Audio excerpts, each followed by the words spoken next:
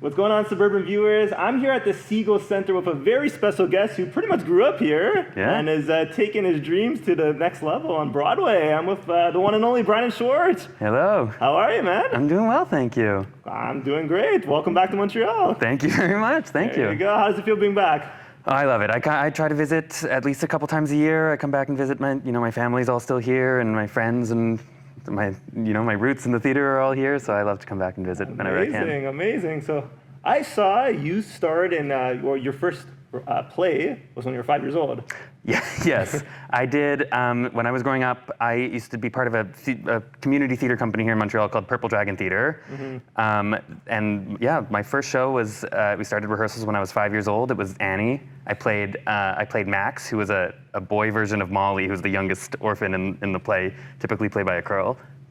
They had me do it, and we renamed him Max, and I was 5 years old, and that was it. And then I've done at least a show a year since. It's amazing. Since then, yeah. I read it was your mom that wanted you to go into it. Yes.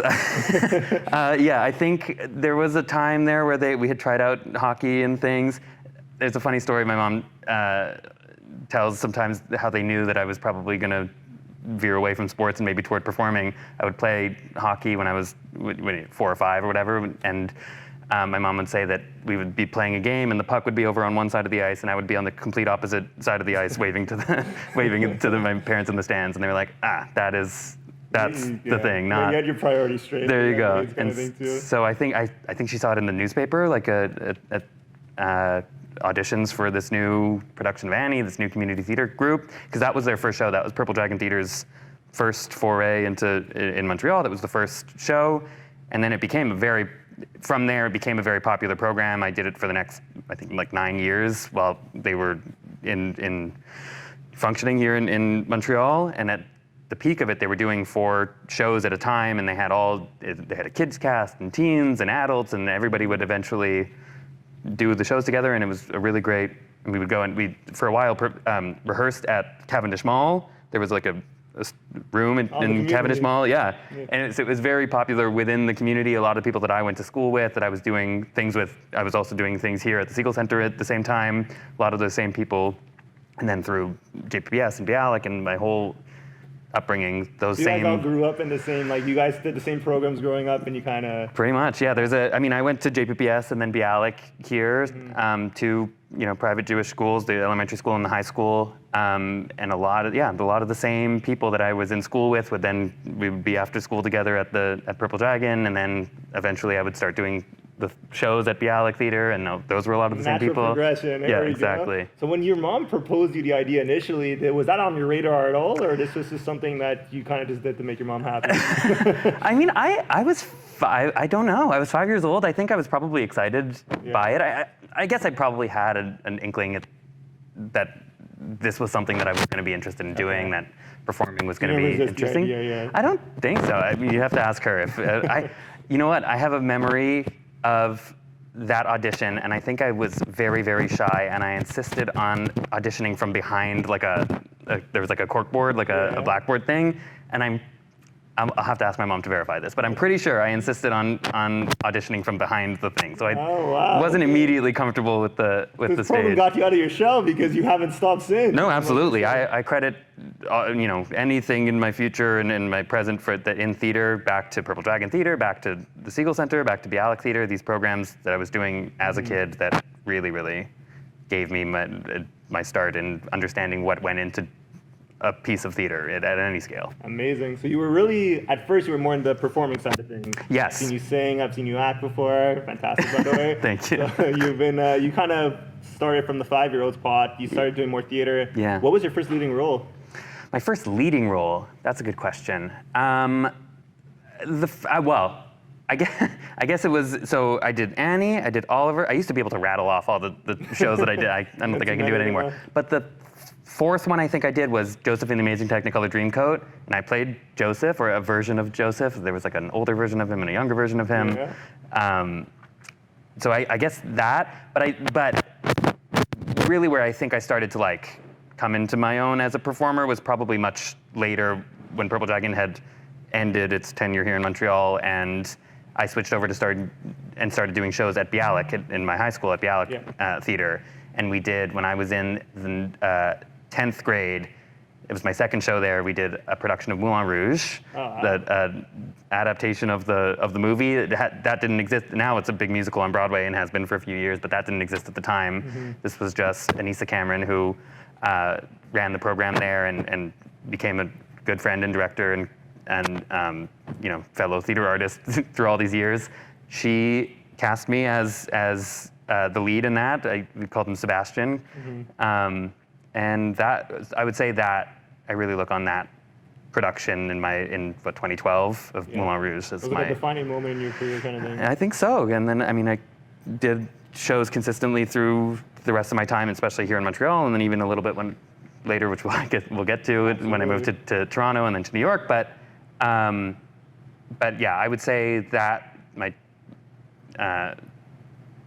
Moulin Rouge in 2012, that was a huge turning point for me. I love it. I saw it in Paris. Well, I didn't see the play, but I saw the sign. I'm like, yeah. The actual Moulin Rouge? Yeah. Okay, so now we're at the Segal Center. So you've done stuff since you were pretty much growing up. You went to high school. You were doing some plays and everything. Yeah. Now we're at the Segal Center. How many plays have you done here? Well, so you know what? It's all through that time. I've done different things as part of the Segal Center through that whole process. I would say my earliest stuff with the Segal Center was while I was in elementary school. They had a program called Yaya, which was part of the Dora Wasserman Yiddish Theater, which is run out of the Segal Center. It's part of a partner of the Segal Center. And so they had Yaya, which was young actors for young audiences. And we would do Yiddish theater as kids. It was a kids program. Amazing. And that was the very first thing I did. We used to do a play. For years and years, the Yaya group would produce a play called No More Raisins, No More Almonds, which was about the Holocaust. We played kids in the Warsaw Ghetto. Did that show on the stage here multiple times. There are different casts of that have toured the show. They performed it all over the world. So that was a huge thing. I also have, I don't really know the timeline of all this, but I was also doing classes as part of the Segal Academy, which has young after school community theater programs. They do an annual musical fundraiser here where they raise a lot of money for the show for the Segal Center through a show. They have volunteers come and raise money, and then they could perform in the show. I used to, work backstage at that show, so that was a lot of my first foray into behind the scenes of theater. And at this level, right at the Segal Center, the professional level, I was doing that. Eventually, I started working as an usher here, and then that snowballed into me starting to work in the marketing communications department here. And so I was working in the office while I think I was still in high school, and I was working part-time here. You little kid, you rose the ranks already. I was one piece of the big operation that is the Segal Center, but I remember being very motivated by one of the first things that the reason that I started working in marketing here was they were doing a production of a musical called The Apprenticeship of Dodi Kravitz, which is based on a very famous Montreal Mordecai Richler novel, and it was turned into a musical with music by Alan Menken, who's a major deal from Disney and has all these Oscars and stuff. And they did the world premiere of that musical here, and I remember the Lisa Rubin, who's the artistic director here, and some of the marketing team, just kind of getting my thoughts because they knew I was part of a theater community here on how to bring more of that community theater group who clearly loves musicals so much. There are so many different community theaters in the Montreal area, and how to bring them here. And I was really motivated by the idea of how do we build this younger audience and make sure we're bringing them into the theater. And so that was really my driver in all of my projects That's amazing. in the marketing and communications. Would you say you almost learned the business side of theater here, the business side, the behind the scenes side too? Yeah, I would say, because this is my first touch point to professional theater, right? The Segal Center, in my opinion, and I think this is widely agreed upon, but I think the Segal Center is, their slogan is Broadway of Montreal, and I would say that's true. It is accurate. Yeah, it is the big, large scale professional theater. So I would say that was my first. In all of these domains, right? Working backstage and working in the office, this is how a professional theater company operates. This is how professional theater works. that's what I learned. So you've been here, you've grown up, you've learned the business, you graduated from Bialik. Yeah. What was your next steps? Did you think you were going to be a professional actor growing up? Did you think you were going to be in the theater? Yeah, I think at that time I was thinking that I might start to pursue performing. I guess that was the dream at the time, and I mean, I think it had been for a long time, and that I was starting to seriously consider that professionally. So for CJEP, I went to Marianopolis, and I decided to do a double deck there of where I could continue my music.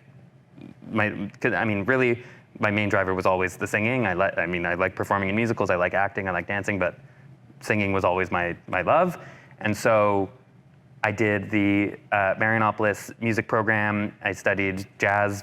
Jazz voice was my specialty at Marianopolis, and I did a double deck with that and social sciences, so that I was still covering, the general basis, which I think is probably I don't know. I think that was a smart choice. Yeah, exactly. And so I ended up doing 3 years at Marianopolis, studying, and then at that same time, what I was working on theater-wise was the Côte Saint-Luc Dramatic Society, which had just started while I was still at Bialik, and Anissa Cameron, who ran the Bialik theater program, was the founding artistic director of the Côte Saint-Luc Dramatic Society, which was a very interesting community theater in Côte Saint-Luc.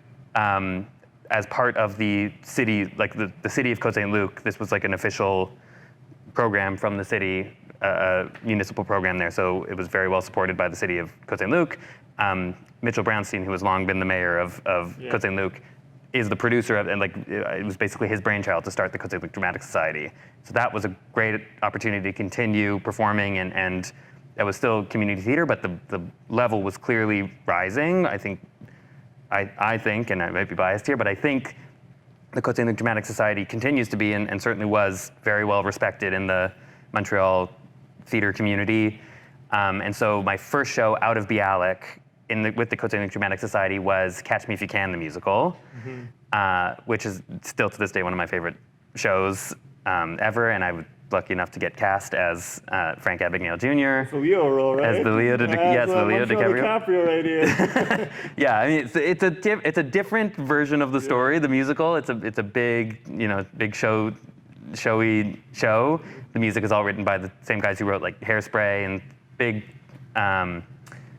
Broadway sound, and that was really fun. So we did that in Côte Saint-Luc first, and then it did so well there. The following year, we actually remounted it right here at the Siegel Center. There we go. Right across from where we're sitting, the studio space there. We did that, and then the following year we did Hairspray, and I played Link Larkin, the Zac Efron role from the movie. The big names, bro. They're casting the big roles,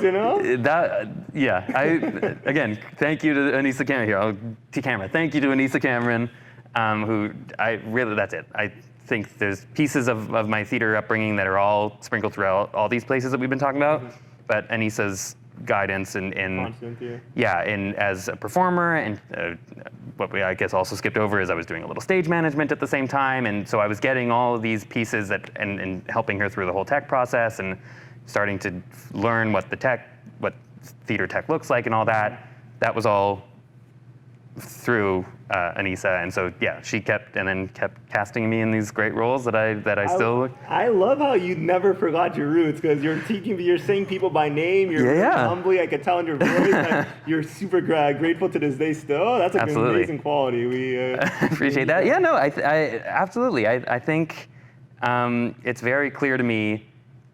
This has always been the interest, and through all this time, I was always thinking New York. I was always thinking Broadway. Whether it was at a certain point, it was certainly the dream was on stage, and I should say I wouldn't say no to the opportunity to be on stage now, but maybe one day. Who knows? You never know. But shifting to the business and doing the other side of it. Yeah. So you learn a lot of the business side of Montreal. I feel like you climbed the ropes here. How did New York happen? Because that's where you're living there full time now. Yeah, I live in New York. On the biggest stage, Broadway, which is incredible. Yeah, it's pretty crazy. So before I even moved to New York, I moved to Toronto first for school. And I went to Ryerson University, which is now called, they've renamed it since, it's now the Toronto Metropolitan University. But I got into a program there called the Creative Industries Program. And that is really where I think everything blew open for me in terms of the opportunities of working in the arts and in creative fields. So that program wasn't about theater necessarily. That was about, I mean, everything under the sun: fashion, film, photography, music, whatever. So I went to Ryerson. In that program, I spent the 4 years there, 2016 to 2020, still doing as much theater as I could. My first year there, I was cast in the musical there that was being done by the student theater company, the Ryerson Musical Theater Company. And they were doing The Drowsy Chaperone, and I got cast in that. And then the following year, my second year at Ryerson, I actually took over as the president of the Ryerson Musical Theater Company. Hey. So the person who had founded it, Robin Hoya, who also, again, another person who I credit a lot of my theater work to, she had started the company. She had run it for, I guess, the 3 or 4 years that it existed before that. And she was graduating. They needed to pick a new president, and I was offered that role, and I took it on. And so that second year at school, I was the president and producer. We did it. That was my first time producing a show. That you know, obviously it's at a different scale. But it was a student organization at the school. We got a lot of funding from the different bodies of the school to do that. It was, you know, in my terms, a big budget show at that stage. That was a production of Into the Woods. And so I did that there, and then I started working. So I would say I focused my first 2 years of in Toronto of school on campus, and I was doing a lot of that stuff. I was representing the creative industry school on the board of directors, like the student board there. I was doing a lot of that kind of stuff on campus for the first 2 years, and then I shifted my focus in my second 2 years, still obviously doing the school. But I started working with as many of the professional theater companies in Toronto as I could. And so I, for a long time, worked in the box office of the Young Centre for Performing Arts in Toronto, which is where Soul Pepper is, which is the largest nonprofit theater company in Toronto. Wow. I did a summer interning at Crow's Theatre, which is also a very now well-established company there in Toronto. And so in Toronto, I was even further digging my roots into the administrative side. I had pretty much decided at that point, when I was deciding to go to Toronto to do this program, that that was a definitive choice not to go into a performance program and rather to do creative industries. Incredible. And focus on the business side. Then in the summer between my third and fourth year, you have, as part of the program, you do an internship in some creative organization. Most people do it in Toronto. I decided, let me see if I could do it in New York. What a guy! I love it. Okay. Yeah, and so I cold emailed a company in New York called the Broadway Briefing, or Broadway Brands, which runs a publication called the Broadway Briefing. Cold emailed them and say, I love what you guys do. Can I come and do an internship for 2 months? I have to do this for school. Can I come there? That worked out. They said yes. They helped me out with the visa paperwork to come and do an internship in New York. So I went and did 2 months there in the summer of 2019, and then I went back to Toronto to finish school, and then I graduated in May 2020. So kind of the worst possible time. But so then there was some speed bumps. I came back here for a minute to wait out what was going on. Whatever. But I was working remotely for the Broadway Briefing that whole time through COVID, and so I maintained my connection to New York, and then eventually they were the ones that brought me back again in June 2021. I moved back to New York, this time on a more permanent basis, or not. It wasn't permanent. It was at that time it was a limited term visa, but. My first touchdown in New York was with the Broadway Briefing, which is press. So the Broadway Briefing is a daily newsletter that goes out. It's a free newsletter that goes out to anybody who signs up for it, mostly theater industry professionals, Broadway industry professionals, but people all over the world in theater subscribe to this. And it every weekday sends out a recap of the day's theater news and what's going on Broadway, what's going on off Broadway, what's going on regionally, what's going on in the West End, what's going on sometimes what's going on in Canada and Toronto and Mirvish and all that stuff. And so that was my start, and that was really like a bird's eye view of this is how Broadway operates, this is who does what, and all the different companies and all the different the landscape of Broadway, that was my real crash course in learning that, and it was all through the press side of it. I was covering it basically as a journalist. I was my job. I was writing articles sometimes for their sister publication, Broadway News, about like casting announcements and this show's coming and this show won all these awards, whatever. And every morning I would edit, as part of my job was I would edit what stories go where in the briefing. And that was my first. That's crazy. You learn by doing, honestly. That's the best way to do stuff, in my opinion, too. Yeah. I thought it was fascinating too, just by you were saying, like, everyone in your class or whatnot, they seemed like they stood in home base Toronto or not, but I feel like you thought outside the box, saying, hey, what if? Let's just do it. I got nothing to lose. And I think that's a very valuable takeaway from this, to just kind of just go for it. What's the worst that could happen? And there's a lot more upside, if anything, you know? That's it. Like, I mean, even if that one summer, the 2 months that I did in New York, even if I wasn't there now, like, I would still look very fondly on that experience and getting to be part of the Broadway, operation in some way. Yeah. That was huge. And then so to be able to continue to do that all through COVID, which became very important because theater all shut down through all of COVID. Absolutely. So that the fact that we continued sending a daily newsletter of all the updates and here's what's going on and here what are the new regulations, because this was huge news for theater, was how COVID was going to affect everything. So being part of that team all the way through to June, to eventually being able to move back and then cover the industry as it reopened after COVID with the Broadway briefing, like that was huge to be able to be part of that. And what are you doing today on Broadway? Because you're still there. Yeah, so now that's it. I've left the press side of the industry now. And now I'm producing. Wow, look at that. Yeah, it's I pinch myself pretty often of what I'm getting to do now. But yeah, now I have 2 shows currently on Broadway that I'm a producer of, and one of the producers. There are many producers, but I'm one of. I had one earlier this year. I was an associate producer on my first one last season. Now I'm here producing it, or here in New York. The shows, I want to hear. Okay. Maybe I'll go over. So I started working for a producer in New York named Jeffrey Richards, who is a very prolific Broadway producer, has been producing for 20-something years now, was a press agent before that for all kinds of off-Broadway and Broadway shows. How did this happen beforehand? I applied there was a posting for the job. I applied for the job. I went in for an interview.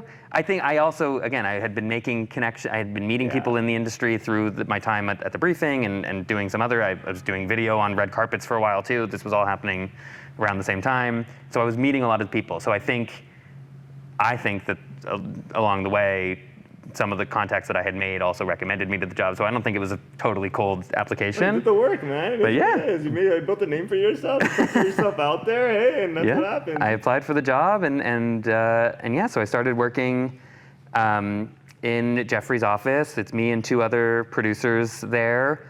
So I started just as we were ramping up production on a play called Pearly Victorious, a non-Confederate romp through the cotton patch, which was a revival of a play from 1961 on Broadway. This was the first time it was ever coming back to Broadway. It was going to star Leslie Odom Jr., who was famous from Hamilton, and Cara Young, who was at the time a big up-and-coming theater name. She had been on Broadway the 2 years prior and had already been nominated for Tonys in her first 2 roles. So this was a very highly anticipated third Broadway outing for her.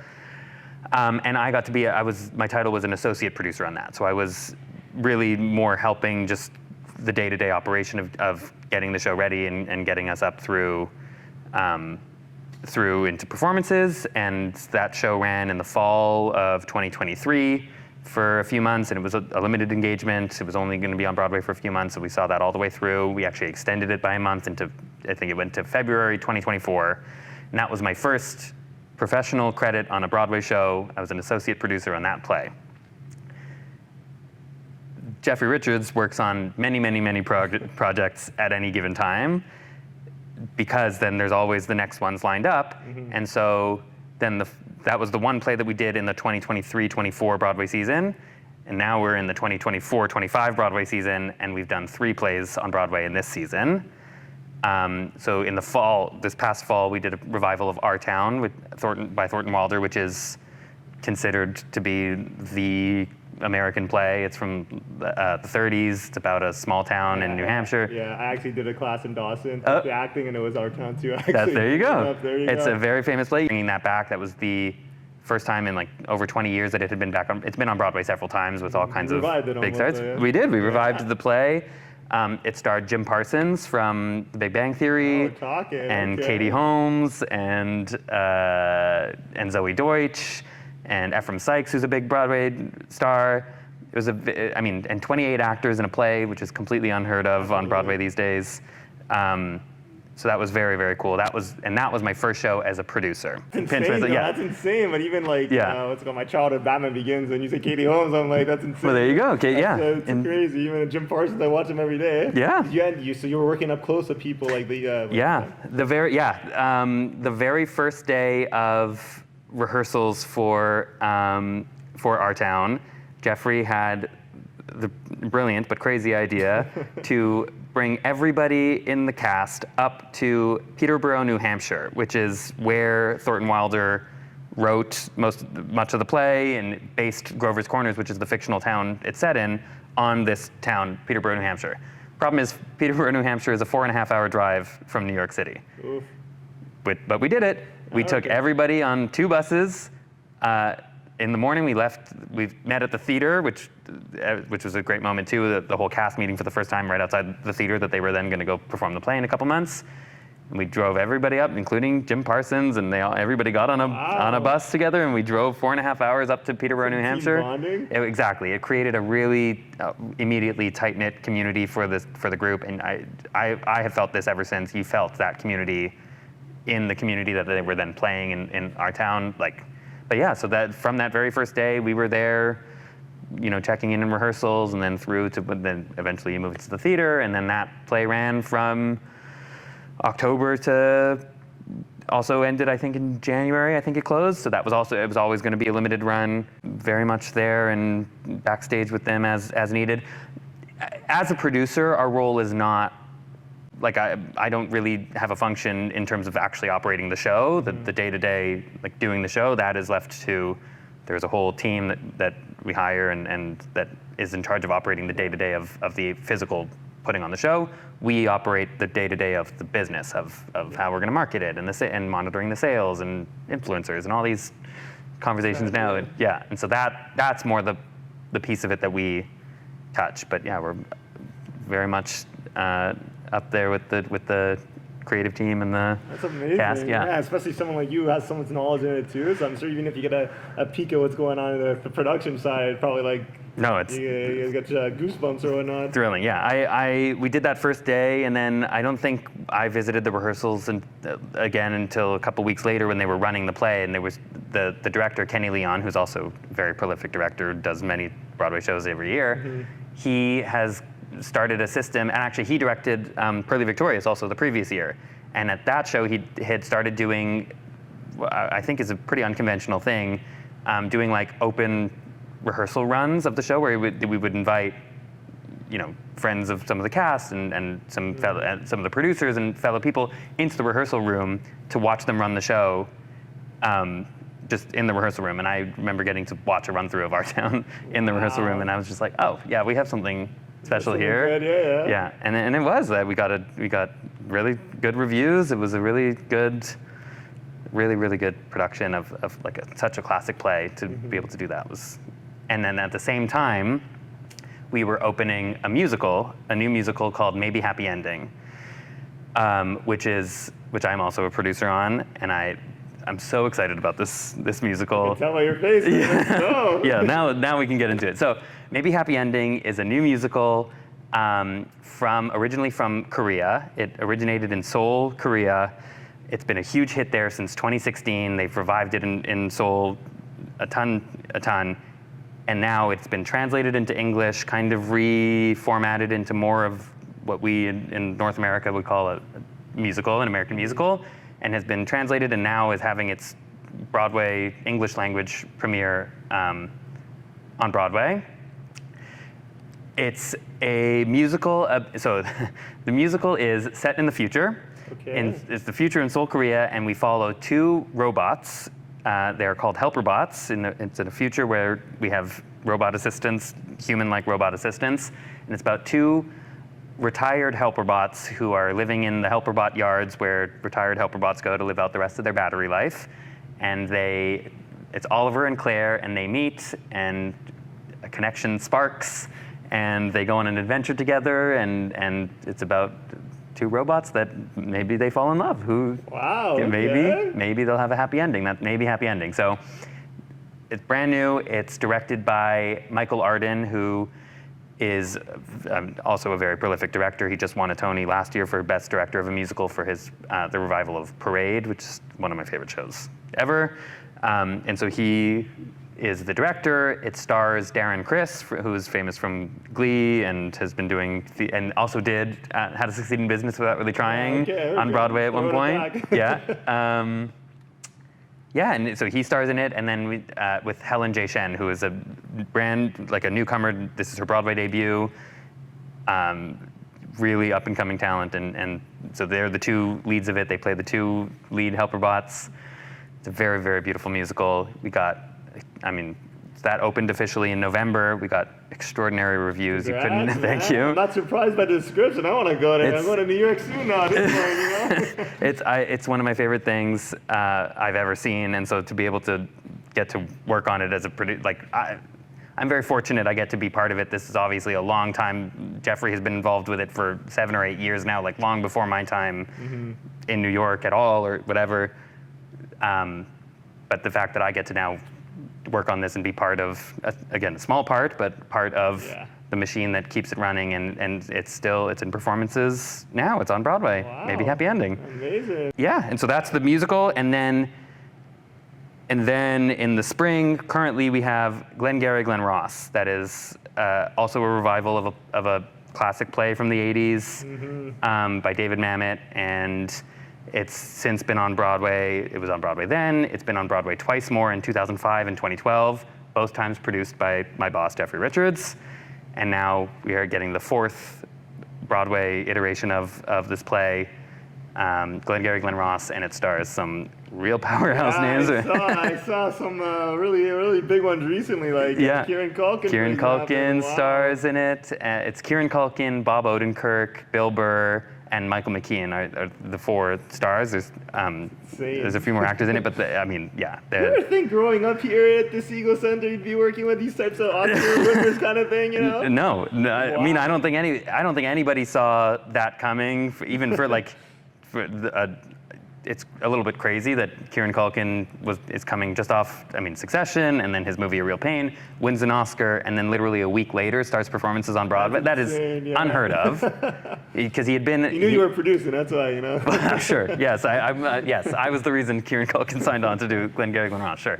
But no, also the role that he's playing is a very highly coveted role. It was played by Al Pacino and has been very well. Has done very well for the actors who have done it before. A lot of these roles these are great character roles. A lot of actors do this play as scene study when they're learning how to act. Absolutely. It's a big thing. So him and Bob Odenkirk and Bill Burr are all choosing to do this play and coming together to create such a powerhouse production. I saw on your Instagram. Yeah. I don't know how much you could talk about it, but I saw on your Instagram you had some pictures of them on your feed. So you get to meet them? Do you get to talk to them? Yes. Oh my goodness, okay. This is crazy, okay. And I'm fanboying out too. No, I was fanboying hard on, I try to maintain that, I don't fanboy in front of them, but it's undoubtedly very exciting that they're there and that we get to work with them. Similarly to Our Town, and similarly to maybe Happy Ending, my role is partially just being present and introducing them to, and they don't get to meet a lot of the other producers, so introducing them to the people who have made the whole production possible is a big part of my role, and connecting everybody that is on the team. There's a lot of producers and a lot of different marketing teams and social media teams and whatever, coordinating between all those people and the cast and our managers. That's our role. So I'm backstage with them, and when a big guest comes, Chris Rock was at our very first performance, our very first preview, Chris Rock decided to come to support, I guess, his friend Bill Burr and the others.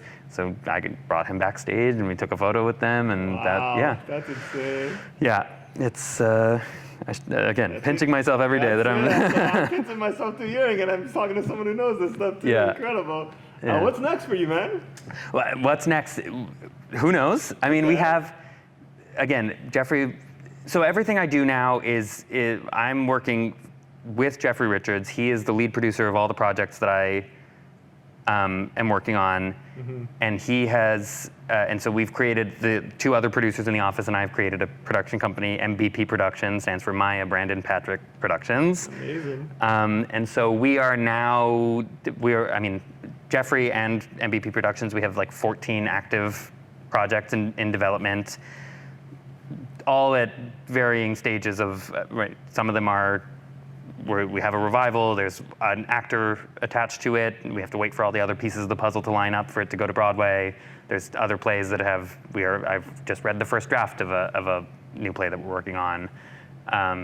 Other things are, we have two shows coming up that are getting their out-of-town tryout upcoming. So one show that we are working on is a new musical called Millions, that is based on a book and movie from 2004 by the same name, called Millions. And so that show is having its world premiere in Atlanta at the Atlanta Alliance Theater, like this coming summer in June. And basically, we work on it. We've been helping to develop that show, working with the creative team to get all the pieces together. And so that's going to be the first production of that. And I mean, depending on, we assume that is going to be amazing and that we're going to move it to Broadway and it's going to be a big hit on Broadway. That's one thing. And then the other show that is more active is also Pal Joey, which is an old musical from the 40s that is being completely revised and rewritten in a new angle, introducing new songs to it. And that is being done at the Arena Stage in Washington, D.C. next year. That's going to happen in DC, and similarly, we hope that does very, very well there, and we're very excited by it and bring it to Broadway at some point. But there are so many pieces to these puzzles that have to all line up for any one thing to get to Broadway in a season, including getting access to one of the 41 Broadway theaters. There's only 41 Broadway theaters, so if you have to get your show into one of them, and the actors all have to, the schedules all have to line up, and the timing has to be right, everything. It seems like the gears are always turning with you. I feel like you're busy all the time. You're working on 100 different things but that's it. Time, and you seem like you're happy doing it, which is the most important part. I'm thrilled. It's crazy that I'm at all in that world, and the types of names and artists and people that we're talking about and working with is just the people that I have been fans of, right? Like I remember watching these people YouTube clips. So just last week I got to go to an event in New York, a theater event called Miscast. MCC Theater is an off-Broadway theater, a very well-respected off-Broadway theater in New York, and every year they do their annual gala is an event called Miscast, which is very well known basically across the world now for being the whole concept is they get a lineup of artists, and usually big name artists who are on Broadway at the time, to come to this event and perform a song that they would never otherwise have done. They are completely wrong for if they were cast in that role. Usually it's like men sing women's songs and all that kind of stuff. I grew up watching these clips, Miscast clips on YouTube and watch whatever. I got to go to Miscast last week. I sat at one of the gala tables watching Nick Jonas and Nicole Scherzinger perform songs that they're completely wrong for, but it's them. That was again. I'm looking around at the people at this event that I'm fans of, from whether because they're artists or their work off stage, whatever it is.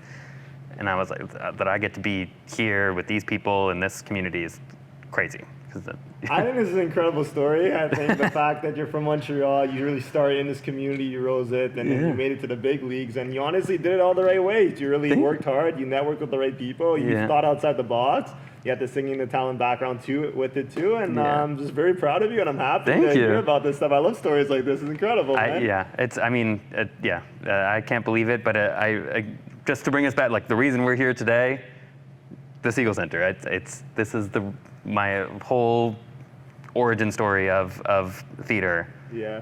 Is the Montreal English theater community and how I've felt so supported and part of it. And I love you're so down to earth and humble, man. Like, it's crazy. It's insane. You know, it means a lot. Where can people find you so they can follow along your journey? Because I know for a fact you're gonna have a lot more going upwards and onwards from here, my man. Thank you very much. I guess you follow me on Instagram.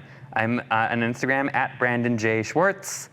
I would say reach out. I check my DMs and stuff. People want to reach out, and I try to help whenever I can. It's like fellow Canadian people who are interested in theater. I get questions all the time about how to make the move to New York. Not that I know how to make the move to New York, but I can offer whatever advice I can, and try to help. And when people want to become involved in productions, I try to help.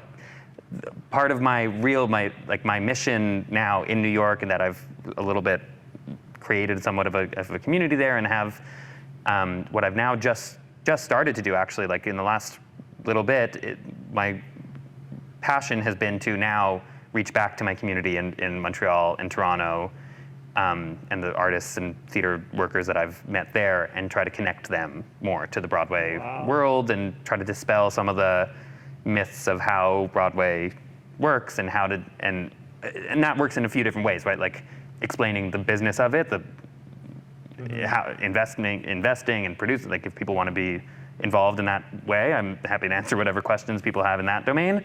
But also people who want to come and like get their shows to New York, or be able to come here, go there and work as an actor, as an artist.